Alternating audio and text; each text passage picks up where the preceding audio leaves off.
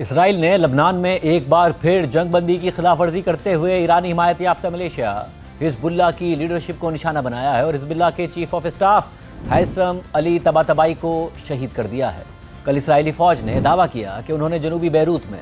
حزب اللہ کے chief of staff Haitham Ali Tabatabai کو نشانہ بنایا ہے، جبکہ حزب اللہ نے بھی تصدیق کر دی ہے کہ اسرائیلی حملے میں ہیثم علی طباطبائی شہید ہو گئے ہیں۔ جبکہ اسرائیل کے اس غیر معمولی حملے سے متعلق امریکی نیوز ویب سائٹ ایکزیوز نے لکھا ہے کہ یہ حملہ گزشتہ سال ہونے والی جنگ بندی کے بعد حزب اللہ کی قیادت پر اسرائیل کا سب سے بڑا حملہ ہے اور گزشتہ 5 مہینوں کے دوران بیروت میں پہلا اسرائیلی حملہ ہے۔ یہ حملہ ایسے وقت میں ہوا جب حالیہ ہفتوں میں حزب اللہ کے خلاف لبنان بھر میں اسرائیلی حملوں میں اضافہ دیکھا جا رہا ہے۔ اسرائیل کا دعویٰ ہے کہ ان حملوں کی وجہ سے حزب اللہ کی جانب سے لبنان میں دوبارہ اسلحہ جمع کرنے اور اپنی فوجی صلاحیت بحال کرنے کی کوششیں ہیں۔ اسرائیلی انٹیلیجنس حکام کا کہنا ہے کہ علی طباطبائی حزب اللہ کو غیر مسلح کرنے کے فیصلے کے خلاف مرکزی کردار تھے۔ اسرائیلی حکام کا یہ دعویٰ بھی ہے کہ علی طباطبائی نے جنگ بندی ختم کرنے اور اسرائیل کے ساتھ لڑائی دوبارہ شروع کرنے کی کوشش کی تھی۔ رپورٹ میں مزید لکھا ہے کہ اسرائیلی فضائیہ نے میزائلز کے ذریعے بیروت کے جنوبی علاقے میں واقع ایک 10 منزلہ عمارت کی 4تھی اور 5ویں منزل کو نشانہ بنایا۔ یہ علاقہ حزب اللہ کا مضبوط گڑھ سمجھا جاتا ہے۔ لبنان کی وزارت صحت کے مطابق حملے میں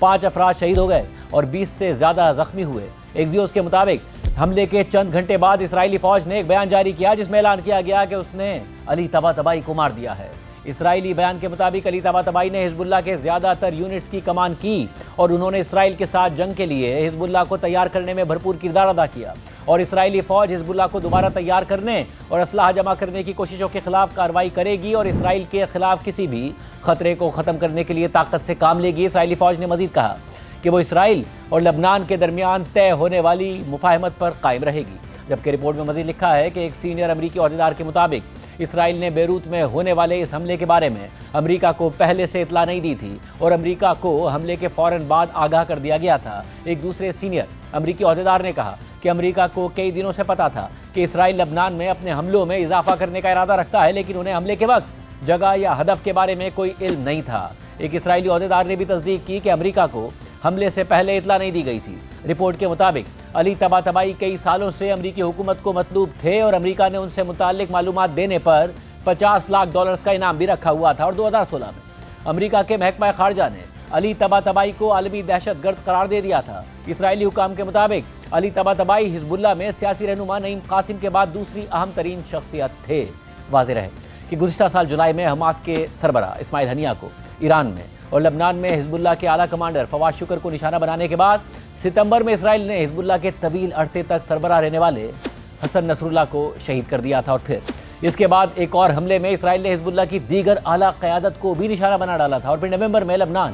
اور اسرائیل کے درمیان امریکہ کی ثالثی میں جنگ بندی ہو گئی تھی، مگر اسرائیل اس دوران کئی بار اس جنگ بندی کی خلاف ورزی کر چکا ہے۔ جبکہ برطانوی خبر رساں ادارے رائٹرز نے حزب اللہ کے chief of staff Ali Tabatabai پر حملے سے متعلق لکھا ہے کہ اسرائیل نے پہلے ہی ایرانی حمایت یافتہ حزب اللہ کی زیادہ تر لیڈرشپ کو اکتوبر 2023 سے نومبر 2024 تک جاری رہنے والی جنگ کے دوران ختم کر دیا تھا، لیکن